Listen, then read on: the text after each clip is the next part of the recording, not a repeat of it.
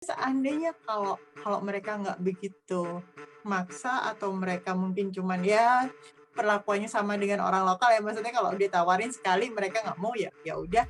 Hanya agar menimbulkan daya tarik kan dari si pembeli ini yang akhirnya itu berminat untuk membeli barangnya.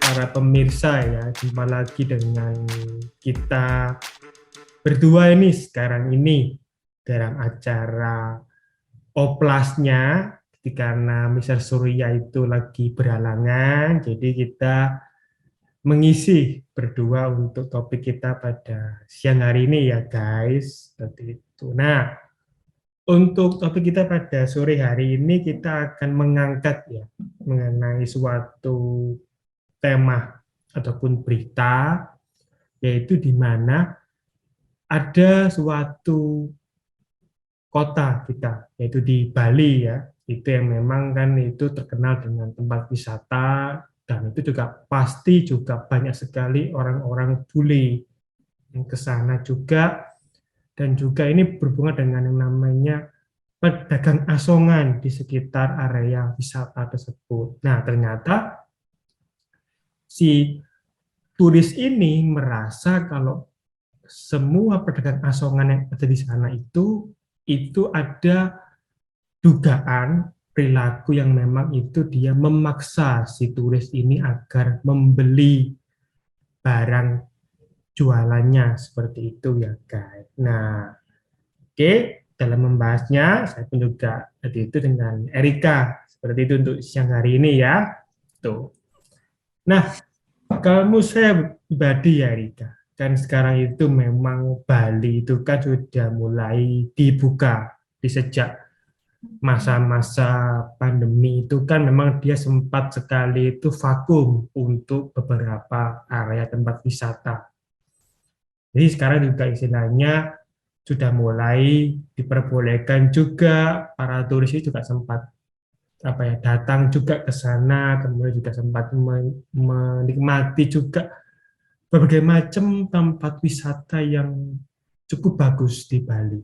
Ya memang juga terkenal itu juga seperti Pantai Kute, juga cukup familiar di kuping ataupun di telinga dari para turis ini seperti itu. Nah, kemudian karena juga ya ini kan karena mungkin faktor masih dalam proses pemulihan ekonomi pasca istilahnya masa-masa pandemi ini kan. Jadi kemudian si turis ini ketika dia datang ke area tempat tersebut ya dengan lugunya si apa namanya dagang asongan ini dia menawarkan barangnya kan begitu dengan mungkin dengan berbagai macam perkataan yang ya dengan istilahnya menyampaikan pendapat lah, atau Pak atau Bu atau Mister atau Miss, itu istilahnya saya loh belum dapat yang beli ataupun sejak pagi dan segala macam, sehingga di sini si turis ini itu ya mau nggak mau dia mesti beli itu, mungkin dengan ada perasaan juga kasihan, tapi juga ada beberapa dari para bule ini yang kok dipaksa ya. Nah, kalau menurut Erik sendiri sekarang, apakah dengan hal-hal seperti ini itu sebetulnya apakah memang diperbolehkan? Karena Erika juga istilahnya kan sempat juga pasti pernah ke Bali. Nah, hal ini kalau mereka ini wajar nggak sih ya ketika kita datang ke area tersebut, kemudian Pak Bu enggak beli dah, ya kan, atau enggak ya tolong dibantu lah Pak Bu karena dari pagi loh saya belum makan. Gimana Erika? Kalau kalau aku sih biasanya kalau ke sana tergantung ya, aku dalam artian gini, mereka itu biasanya lebih lebih sedikit apa ya, sedikit agresif dengan ekspatriat atau yang dasarnya adalah bukan orang lokal, bukan orang Indonesia gitu ya. Kalau kalau aku datang ke sana sama teman-teman gitu, biasanya mereka cuma nawarin sekali, kalau kita bilang enggak gitu ya udah pergi gitu ya. Cuman kalau seandainya aku pergi sama suamiku, itu mereka kadang-kadang ya ngikutin lah, apalah gitu. Sampai akhirnya suamiku kasihan, ya udah sana. Ya isunya kadang-kadang aku apa ya, udah nggak perlu juga barang, kadang-kadang biasanya yang dijual tuh kayak apa, kain Bali yang di pantai itu loh itu, terus abis gitu mereka jual oh cat kuku kayak gitu-gitu. Jadi kadang-kadang aku bilang sama suamiku, aku nggak pengen dicat kuku loh, ngapain juga kan gitu. Cuman ya karena suamiku bilang udahlah nggak apa-apa, kasihan gitu, akhirnya ya udahlah, dengan aku sedikit terpaksa, karena aku nggak seneng juga yang model gitu-gitu kan, jadi ya sudah lah gitu lah, jadi nggak nyaman gitu loh, meskipun taruhlah Bali itu pantainya bagus, kebetulan Hmm. kalau dulu aku masih suka surfing, kita main surfing di sana kayak gitu-gitu.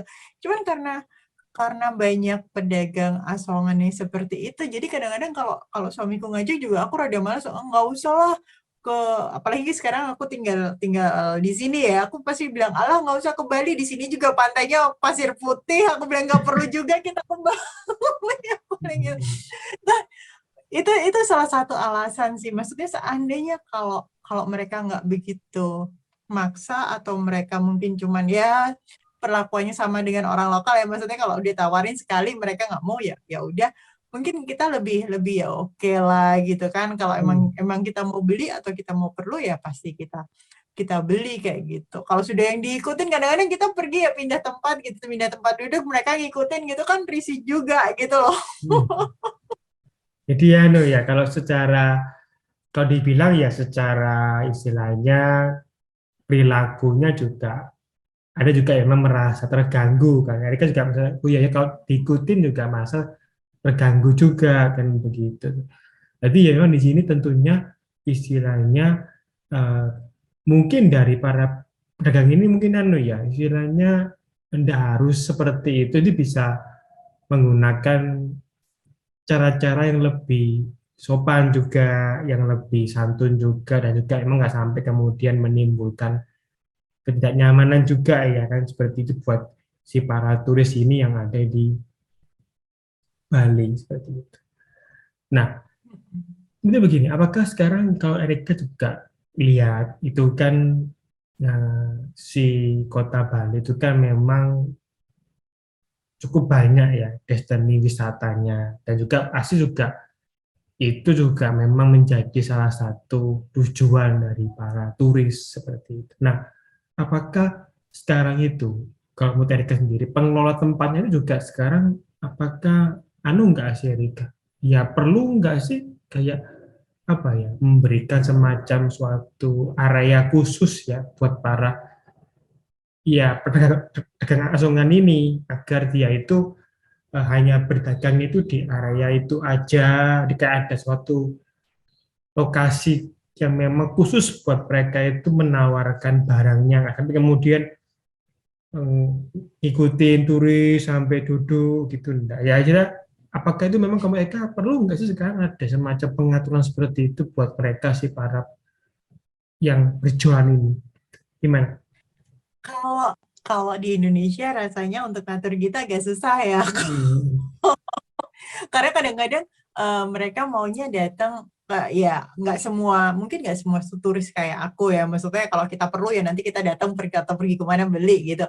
Mungkin ada turis yang suka didatengin kayak gitu, ditawarin, entah itu mungkin buat minuman, atau apa kayak di kunci rambutnya kayak gitu-gitu, mungkin ada turis yang seneng didatengin terus ditanya, ada yang juga begitu. Cuman eh mungkin mungkin ya ya kalau aku bilang balik lagi, kalau sudah sekali ditawarin mereka bilang enggak, ya udah gitu, pindah ke tempat lain, jangan jangan kemudian diikutin, atau mungkin dipaksa-paksa, ayo dong beli dong, aku udah seharian jualan gak dapet apa-apa, ya sering kan kayak gitu gitu loh, anakku di rumah nggak makan kan gitu, itu kadang-kadang yang kita oh gitu loh, kalau semuanya bilang gitu, kalau semuanya, isunya sekali kita beli, itu yang lain datang gitu loh. Nah kalau yang Hmm. lain datang kan mau nggak mau kita beliin juga gitu loh. Jadi kan serba, si itu yang serba dilema gitu loh. Kalau mau mau cuma satu, terus habis gitu nggak ada lagi yang datang sih nggak apa-apa. Cuman isunya begitu udah ada satu yang kita beli, yang lain dengan barang yang sama itu datang gitu loh. Jadi ya ya apa ya, aku sendiri yang risih. Jadi kalau kalau suamiku yang bilang udah beli aja, aku pasti bilang nggak usah nggak usah. Aku bilang gitu. Iya, iya. Habis daripada ada yang lain datang, nanti suamiku bilang ya udah beli aja beli aja. Lah aku kalau kalau cuman satu nggak apa-apa, kalau dengan barang yang sama beberapa ya buat apa kan gitu. Maksudnya ya aku sendiri nggak perlu amat juga nggak pernah pakai barang yang seperti itu. Jadi Hmm, ya aku bilang wasting money malahan kayak gitu. hmm, hmm. Jadi anu ya, kalau dari sisi istilahnya secara tempatnya juga, ya mestinya juga mulai ada semacam pengaturan kan begitu, Erika. Jadi biar satu, kita itu yang istilahnya selaku para turis itu juga tidak merasa kurang nyaman ketika harus berkunjung ke tempat wisata di sana kan. Jadi biar itu juga, masa masa iya lagi di pantai kemudian enak-enak berjemur, kemudian Pak nggak beli Oh, Pak. kadang-kadang kadang-kadang ada yang dibangunin loh. Kadang-kadang mereka kan tiduran gitu. Dicolek-colek lo, dibangunin loh. Aku sampai kadang-kadang ya Allah, netizen 62 ya, aku bilang gitu. Iya, jadi Tapi ya aku hmm, maksudnya aku paham sih mereka mereka cari makan ya. Aku nggak nyalahin juga gitu deh. Cuman ya itu tadi, kalau kalau sudah waktunya maksa-maksa itu yang rada apa sih gitu loh. Mestinya jangan sampai kayak gitu. Kalau nawarin barang ya nawarin barang aja. Kalau mereka perlu juga pasti dibeli kan gitu. jadi anu lah istilahnya sesuaikan aja dengan istilahnya porsinya ya. Jadi jangan sampai kemudian menawarkan itu terlalu dengan seperti ada unsur itu ya harus membeli, karena begitu biar mereka juga Hmm. kan, kalau pembeli kan bisa memiliki istilahnya pilihan, oh iya apa tidak, kan itu memang harus ada Hmm. dalam posisi pembelinya, dan buat yang nawarkan juga ya jangan sampai lah istilahnya menimbulkan kesan itu memaksa untuk membeli barangnya kan gitu. Nah, kalau kita balik tadi kan memang sebetulnya konteks pedagang asongan itu kan memang suatu profesi ya, yang itu pun juga sudah banyak yang menekuni seperti itu, yang nggak cuma di area wisata sih, kalau di tempat misalkan di terminal juga ada juga emang seperti itu, yang memang menawarkan minuman, makanan dan segala macam yang mereka jual seperti itu.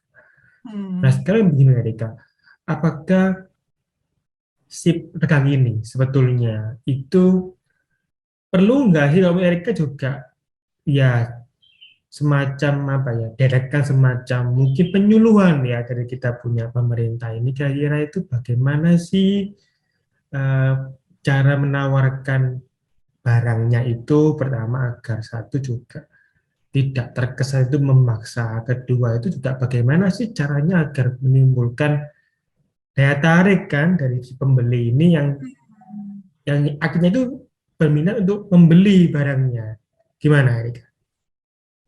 Ya, kalau aku sih untuk penyuluhan atau mungkin apa ya istilahnya, dibina untuk pedagang nasional, mungkin ada asosiasinya, mereka punya asosiasi gitu, itu mungkin lebih lebih baik ya dalam arti. Tapi rasanya di Bali udah ada kok kan, mereka pakai, kalau nggak salah mereka pakai rompi yang ada nomor-nomornya gitu ya. Aku lupa sih itu di Bali apa di mana ya.